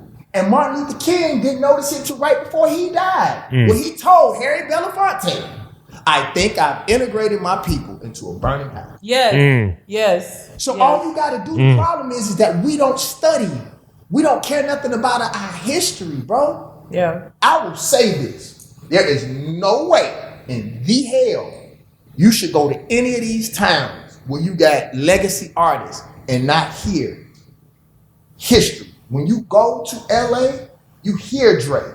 You hear Snoop. You go, and even if it's an instrumental, in the white motherfucking restaurants, you'll hear Tribe Called Quest, you'll hear Run DMC, you'll hear those in New York. records. It should be the same anywhere in the South. Right. There's no way that you go to Mississippi and not hear no David Banner at all. That you come to Georgia and not hear no Lil Jon, no Pastor Troy, no Outkast, no Usher. You understand what I'm saying? They have beat history out of us so much that from a cellular level, there are certain things that we don't like, that we have trauma towards because of the pain. Yeah. My opinion. Nah, them big facts. Nah, what you saying is correct, bro. Like we forget about our people too fast. Yeah. And I'll tell you. And most of these people, my bad, most of these people, it could be rappers, it could be anything, it could be singers, it could be somebody that just did something great. But we forget that they're heroes too fast. And like he said, like even the gangsters, like, come on. But we'll live off all the shit that they did. All that hard work, we'll live off that shit, but we won't say their name. Is that not the reason why I told you I hired you? Regina may not be a big part, but yes, she may be. But she got something to do with our musical history. And I told her I'm gonna make sure that people know your fucking name. And when we was on our podcast, when people see you, what do they scream? I just started my podcast like that. And it's funny because I didn't even mean to do it that way. But that's what I meant by fight night. Bro, all of them hustlers, all of them number runners, bro. All of them strip club owners. It's one in particular, but that's not my place to talk to history. Because I'm an outsider. So I'm very careful with me, again, trying to play Jesus. You know what I'm saying? Nah, but that's a hell of a point, though. Even the gangsters, like, we don't celebrate the gangsters that actually played it all the way gangster. Nigga ain't told on nobody, he ain't never robbed his home. We celebrate, but we'll talk more about the niggas who tell it. Rats. You know what I'm saying? We'll make it known this nigga told. So we just that mean ain't nobody real. We don't celebrate the niggas who actually stood for something. And then get mad at the kids because the kids will gravitate more to the people that you talk about. Kids don't listen to what you say, they look at what you do. Same thing we told you. Fuck what you talk about, nigga. It's where you spend your money. I don't give a fuck about no Instagram. I don't give a fuck about none of that shit. Where you spend your money is what you care about. Who you marry is what you care about. All the rest of that shit is a whole bunch of bullshit. That's the reason why I love these kids. Even from a revolutionary standpoint, look at what these kids do that we didn't do. These kids don't talk about the white man. The kids say, no, John Doe that worked at flipping pancakes on 5260 Bird Street. That's where that motherfucker worked at. Let's go get him and his job. That's what I learned from these kids. Almost specifically, who is the man? Let's stop talking about the man. We understand that there is a systemic problem. We talked about that. And that there is a system. But let's find out who exactly are those people and go after their ass. Yeah. Because we'll go after each other. Motherfucker, step on your shoes, don't bring your dope back. We going directly to his house. So why don't we go to their house? And it was funny, a white comedian said it a couple days ago. He was like, you know, this is something harsh to say. He said, but slavery was kind of neat. And everybody was like, why? It was like, black people are so much faster than us. They could have took off and ran and we wouldn't have been able to catch them. And then if we would have caught them, they fight better than us. They could have turned around and beat our ass. The fact that we control them was sort of neat. And if you take all the emotions away from that, we now have the ability to wake the fuck up. I say the same thing about our diet. You ain't no fucking slave no more. You don't have to eat scraps from a fucking pig no more. You choose to do that. And if you choose to do it, I don't judge you. That ain't my place to judge. My bad, couldn't y'all, they just prepped it up into chicken nuggets and shit now. They just, no, real shit, bro. They just done piece that shit up to where you make it don't look like scraps, but Marketing. it is. Marketing. or they play it in a way, that make us think that it's something that it What really the ain't, when it's just a pig. It's still that bullshit. Yeah. It's still chitlin'. Man, they putting all the bullshit, just pack Bro, that shit up. bro, I told you, man, what those certain nuggets are made out of. I told you. What, dolphins? Yeah. Man, no damn Thank you. ain't no damn dolphins on that shit, man. That's that shit that come off the floor when they cut the meat and the rest of that shit left, brine that shit up, man. Put some flavor on it. And fried. Same thing that they did with back in the day when we used to drink malt liquor. When they talk about filtered beer, filtered beer, the malt. So that's the piss off the top of their good beers. Yeah. I had a homeboy who had money and still would drink that shit. OE still reserved. He would steal the shit. I thought he was gonna steal something, go to jail for something real. Motherfucker would chill. He would steal Iceman. Come on, dog. The glass that they put Iceman in was worth more than the fucking beer, dog. All right, so this is what I tell y'all in closing. Again, I'd like to thank y'all for giving me the opportunity to speak about shit that our parents used to die for. You know, sometimes it is hard for me. I could have made so much more money. I will say that I'm comfortable in myself now enough to say I'm a fucking genius. Right. Ain't much that I didn't touch that I wasn't successful at. Right. I made certain choices to be a certain type of man, and I'm proud of the man that I am, but I refuse to let my future children suffer. All right. I'm going to be successful. I'm going to do what I'm supposed to do, and that may mean that I have to step away from some of the things that I'm passionate about in order to get what I know that I deserve. But I appreciate y'all for giving me the opportunity to speak my mind. Open door. Because one thing that I am, and John Henrik Clarke said this, one of the ways that we can be free or get free is just acting like we're free. The fact that I can come here and even if we don't agree with each other, that you at least let me say my piece. And entertain my thought process and train of thought. Or at least let me get it out. That's originally what my podcast was supposed to be, wasn't it, Regina? Like it was supposed to be a place like if a star got in trouble, we may not agree with you, but come here, at least you can get your statements out here. Right. I remember, bro, when they set Chris Brown up on Good Morning America, bro, that was one of the most vicious things I ever saw in my life. That wasn't right.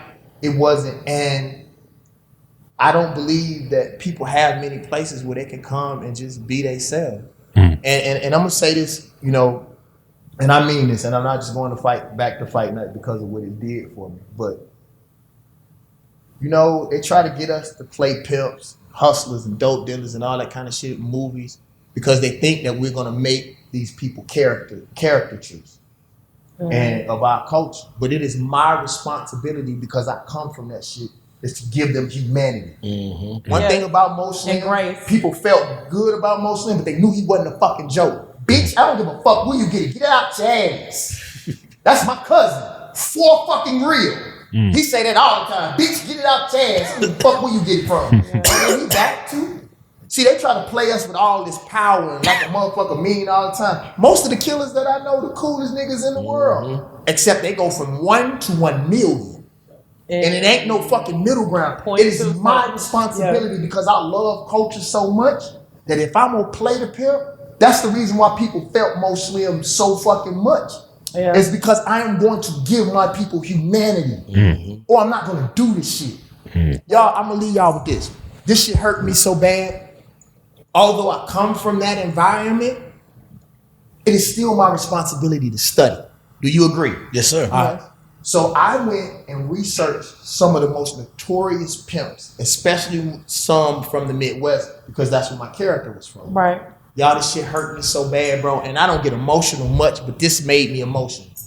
They asked him, what did you want to be when you were a child? Guess what he said? He said he wanted to be a gymnast. Let me let that sit for a minute. You know what that meant? I thought he would have wanted to be a football player, or a dope dealer, something aggressive There was so much disparity in his motherfucking neighborhood that it went from him wanting to be a gymnast to a fucking pimp. Ain't shit else in the middle. That's a fucking problem. Real shit. Bro, that shit hurt me That so real bad, shit. bro. That shit. He wanted to be a gymnast, flip around in leotards for the rest of his life. He wanted to play. Yeah. I'm dead serious. Yeah. And that, put it in my pocket. Yeah. Bitch, I ain't playing. I kill everything. And so it is my responsibility to show the humanity in him. To show the fucking humanity. That's my fucking job as an actor. And ain't nobody on this planet gonna beat me doing it. Motherfuckers gonna look back and be like, that's a bad motherfucker. And I'll say this too, so they won't do it to nobody else. In so many cases, we allow the kings in our neighborhoods, the kings in our state, the kings from where we from, to go somewhere else and be generals in somebody else's army when they could have been our kings. Right. And then we talk about them like shit when we don't realize that we did not nurture them. We talk about people leaving our neighborhoods, but if we really treated people, think about it. The motherfuckers who do stay, we rob them. Kill The smart motherfuckers, we call them nerds. Kill them. We treat them like shit. Yep. And then get mad when a motherfucker don't come back. That's some real shit. In the neighborhoods, the niggas who do the shit that we say that niggas don't do, we let them die. Yep. And do nothing about it. Yep. You can't help some shit just gonna happen. Yeah. But a motherfucker gonna know he was here. Right. We gotta do better and stop talking so much shit. If we treated people, the city of Memphis tried to pay me to live there, bro. They were gonna take care of everything. And then somebody on the board, they faxed the lyrics to play. Run girl, my pussy wet. So they changed their mind about me, but I think wet pussies are good for the society. I agree. You agree? I agree. Right. But like I was thinking about all of the tax incentives. I was thinking about all the things that Memphis was offering at the time for me to come and move to their city. To do what? People don't know like what Maynard Jackson did, you know, for R.A. Reid and Babyface to be here. You know what I'm saying? This shit don't happen. You gotta have a plan. And we gotta stop Architects. We gotta stop trying to guilt trip motherfuckers. White supremacy, if you a fucking sellout, they may kill you in the end, but they'll put you on their TV show. You cut your hair off and tighten your ass up and suck your nose in, they'll give you an opportunity. We gotta be real. White supremacy pays. Black supremacy guilt trips. So if you show these kids that you will take care of them if they come back to the community, it will be easier for them to not fucking leave. But you don't do shit but whoop on their ass and talk about them and make them feel bad. We gotta stop that shit, man. Nah, them facts. We gotta stop that shit. Yeah. Make sure y'all tune in. And y'all do everything that y'all supposed to make sure the big facts stay here. This should be one of the biggest media conglomerates in the world. You got real folk doing real shit. Real shit. And thank y'all for not leaving us. Thank y'all for staying us. And thank y'all for evolving. I love y'all and I appreciate you. And thank you for picking up the phone when I need you. Anytime, you know. Staying beautiful and making me feel a certain kind of way while I'm talking your black power shit. Can I touch you one more time? Yeah. Nah, best thing you said though, man. You just said it, bro. We gotta protect our smart people, bro. You know what I'm saying? We see these people be smart and we clown them for being smart. That's crazy. We gotta protect our smart people. And then them smart niggas gotta stop throwing their motherfucking ass up at a motherfucker because they smart too. If you fucking smart, your job is to teach. That's what I say about them niggas. A lot of them niggas, they made people hate being smart. And that was the reason why. That was the reason why we made our own music, because we tried to do what them smart niggas were doing and they turned their nose up at us. Yeah. So they got a fucking responsibility too to come back and teach, oh dog motherfuckers. I can't stand them niggas, bro. I can't stand niggas that act like, bro, you in the God position. God is information. God is knowledge. God is freedom. You get in the God position and you pray for freedom and you pray for God to forgive you every day and you don't come back and fuck with your people. Turn you bitch. a dog ass nigga. Final question. That's This is on me. So what's that fine line though? We'll take Nipsey Hussle. What's the fine line of going back but protecting self? What's the fine line from David Banner? the spirit of discernment. Like I had to realize that, man. Sometimes people are just hurt. It ain't personal. A lot of times when you're dealing with people in the hood, it ain't that they dislike you, but you are a mirror to show them what they don't feel like they can do. And like, if y'all notice, man, I was never the type of rapper to wear a whole bunch of I don't wear my jewelry out unless I'm going to shine on another motherfucker that got what I got. And I'm at that point in my life where I can have some nice shit. But when I was coming up in the trenches, I knew how I felt. Motherfucker, I'm hungry. I like David Banner. He cool and shit. Shit. Like, and I knew that if I was that kind of guy, and I'm a good guy, I know a lesser motherfucker, but they think. That's why I ain't never, or bro. what they will do. Yeah, like, bro, you ever notice me, bro? I never, Virginia, do I ever stay in the club longer than an hour? I never get a motherfucker enough of time To get drunk enough. not just drunk, but if you are smart, you're strategic. Yeah. Yes. So I'm never giving a motherfucker enough time to come Set up up. with a plan. Yeah, exactly. Oh yeah. Oh, And yeah, I got yeah, that yeah. pistol on me. I was a dog with the motherfucker. but that thin line, bro, bro, is just knowing what you used to be. Yeah. And like I told you, I don't know if this was on tape or not. Keeping your bird heart, but developing a snake's mind. That's real. You know, I know. real. I'm gonna tell y'all something that I know about me, and I don't know if I ever said this on camera before. I know a lot of my contemporaries don't like me, and they don't like me because if David Banner becomes popular, then etiquette and morals mean something. See, that's the thing that they don't show or they don't talk about with Pop and Nipsey. These were people who honor meant something. Your word meant something. And so if Nipsey becomes the most powerful motherfucker, then you can't treat women any kind of way that you want to. You can't not keep your word. You cannot have a code. If Pop is the #1 rapper, then you gotta say something about the Black Panthers. Because now that he's dead, you don't talk about that part about him. You cannot talk about Pop and not talk about revolution. Not talk about the people. David Banner cannot be popular and you not honor the hood. You not honor the South. You can't say we stupid. Look at Mississippi. The artists that came out of Mississippi that you know of are some of the smartest motherfuckers on this planet. Tell me Crit ain't smart. Tell me David Banner ain't smart. Tell me Tito Lopez ain't smart. Tell me Ray Shroomer ain't defining fucking clothes and being free thinkers. Come on, man. So you can't say that shit no more.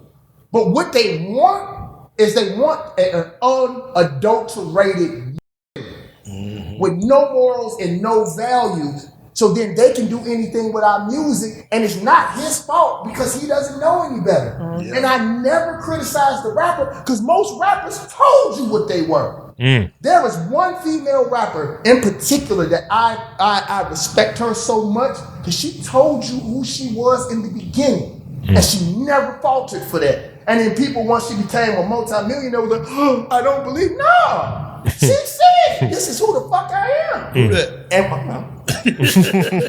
those who know. She told you she was, and she handled her business and stood on her business.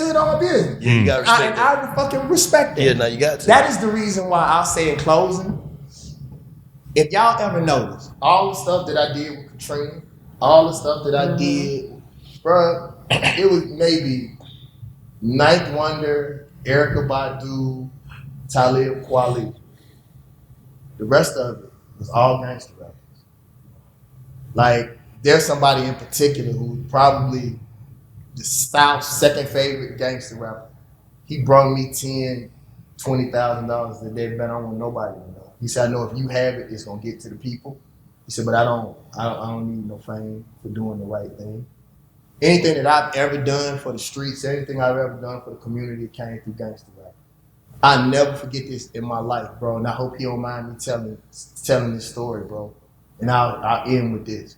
I was driving through Midtown right when Offset got out of prison. And I was like, what up, dog? He said, OG. He was like, OG, can I get your number? He said, I need some help. And I was like, for what, bro? What you need? He's like, I want to do better. I don't know how. And I was like, damn. That was so fucking, like, for a man to open his heart. Like, bro, and then that's right when the Migos went, So I can understand why that connection didn't happen. But he asked me, he's like, I want to know, can you help me know what's best? Yeah. You know, so it's our responsibility. Our children, we can say whatever we want to about these kids' music. Our children are a direct reflection of what we did or did not teach them. Banks say that all the time. Right. So if they're not going in the right direction, it's because we didn't point them in the right direction. Mm-hmm. We don't have no connection. We didn't show them what to do. We didn't put them on. If you look at the generation after me, and that's the Soulja Boy era on to what we have now. Mm-hmm. That's the same generation. Oh no! Before him was a generation that we skipped over. And guess who was 3 rappers in that category? You can't name me many after them. It's Crit, Kendrick Lamar, and J. Cole. Their generation was the generation after us, and we didn't usher them in. And it was about 3 to 5 of them. And there was no more rappers out of that generation for the most part. And that's our fault. And it wasn't because we were selfish. It was because we didn't know what we were doing. Right. We didn't have lawyers that were from the city and marketing companies. We had to figure that shit out. So we trying to hold this shit up and be businessmen and rappers and do beats and tour and every fucking thing else. And we didn't have an opportunity to pull them kids up. Snoop was the only other person I ever heard talk about that. That was our fault. So the kids put themselves on. So why should they fuck with us? Mm-hmm. We didn't do nothing to pull them up. So all I can do is be here and be an example. And y'all be surprised what kids call me and the questions that they ask. So they just waiting on us, bro. Sure. David Banner, we appreciate you, man. You know you're welcome anytime on Big Facts. Y'all make sure y'all support everything. What's that website again, man? DavidBanner.com. There you go, DavidBanner.com. Support everything he got going on. Fight night. Fight night right now. Yeah, stream that. Message. Check us out too. Family Business coming up on BET. That's coming up. Okay. Huh? Family Business. Oh, Family Business New Orleans. Yeah, it's a whole Family nother Business show. New Orleans. Family Business New Orleans. Shout out to that girl Regina over there. Yeah. Everything intact. Before I Go was the movie that I played the God in. Before I go. Really, really, really excited about that, man. And you know what I just ask people is just support. You know, you have to invest in people that you want to see successful. Right. You know, if black people are all emotional about politics, I don't understand this. This last thing I promise I'm gonna go with Jimmy. Why do we go get the same motherfuckers who didn't give a fuck about no politics before to talk about politics now? I never understood this shit. Why don't you go get the motherfuckers who've always been talking politics, that's always been, you don't do that. Yeah. We go get the same motherfuckers that's popular and then expect them to know or do what's best for us. If I talked about this on another show, if we've been engineered into a problem, wouldn't it be smarter to get a fucking engineer? If we really want some real answers, but we don't. We just want to talk about this shit. Yeah. Nobody want to do nothing. Yeah. I want to You want to do something? I know. I'm trying to stay away from it. 'Cause I be done did the wrong shit and be the only, like, that nigga dumb as hell. That's why I be just, what's your sign? Aries. Oh, yeah, you want to do something. I want to do something. But you know what I am gonna do, bro? I'm gonna get a whole bunch of money, man. And y'all, my dream, you know, I gotta go. Bro, I want to buy water. I want to buy a waterway. Like, as much as we talk revolution, if them white folks cut off our water, cut off our electricity, we gonna get right. You know what I'm saying? Like, I'm dead serious. Jackson saw some of that, right? Bro, I'm gonna tell you something when the camera's cut off. All right. Like, I developed something, bro, and submitted it to some really powerful people, bro. Like, if I'm gonna show you some of this.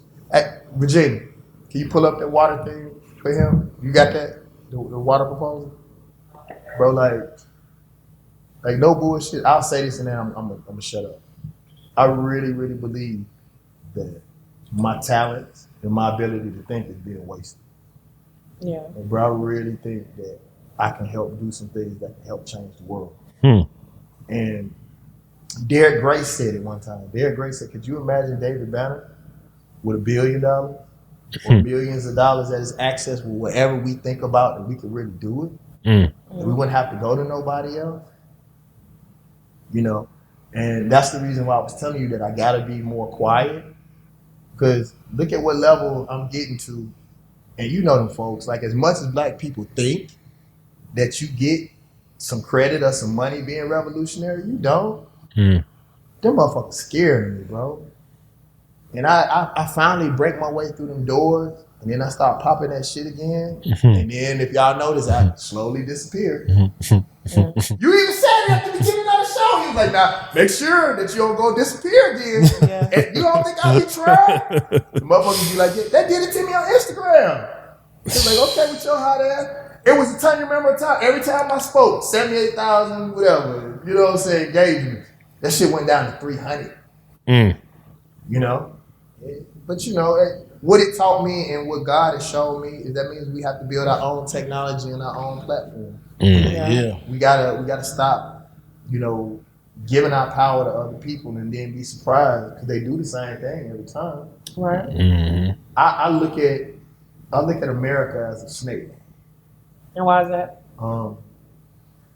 Even if you had a pet rattlesnake and y'all was cool, you and the rattlesnake was cool, motherfucker decided to bite you one day, would you be surprised? No. Why?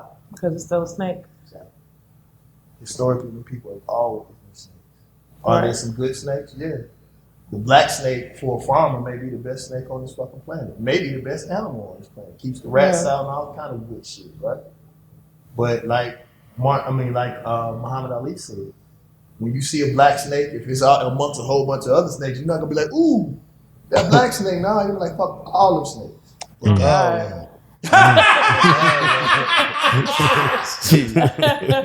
Big facts, y'all. Big fucking facts, man. David Banner on Big Facts, www.bigfactspod.com. Get these boys some more money. Yeah. We need some million. You need some money. Get these boys some money, man. Yeah, man.